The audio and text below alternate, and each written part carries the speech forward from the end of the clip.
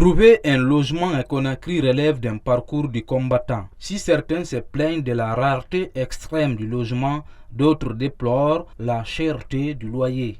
Ousmane Ba, habitant de Hamdallah, plaide pour la réglementation du secteur immobilier en Guinée. Tu vas voir ici une concession, là où se trouvent 50 personnes, il n'y a que 2 toilettes. C'est très grave. Il faut que l'État vienne inspecter les maisons pour voir c'est quelle maison qui mérite quel prix. Les coursiers ou démarcheurs jouent souvent le rôle d'intermédiaire entre les concessionnaires et les locataires.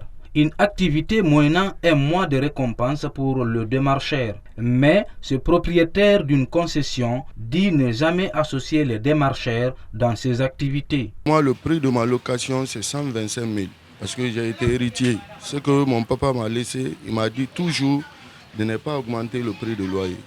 Mais l'affaire de démarcheur, moi, je ne suis pas dedans. Parce que quand un démarcheur t'envoie quelqu'un, la personne est obligée de payer un mois de caution. Maintenant, le concessionnaire aussi paye un mois. Et pourtant, moi, c'est ce que je n'aime pas. Soupçonnés de favoriser la fixation fantaisiste du prix des logements à Conakry, certains démarcheurs n'en démordent pas. Pour eux, le problème se trouve ailleurs. Les démarcheurs ne fixent pas le prix. Ce n'est pas le démarcheur qui amène le ciment ni les agrégats. Le propriétaire, il va accuser le démarcheur. Le prix qu'il m'a donné, ce n'est pas le prix de mon bâtiment. Donc, surtout que le gouvernement encourage les sociétés immobilières de venir investir dans les logements sociaux en Guinée.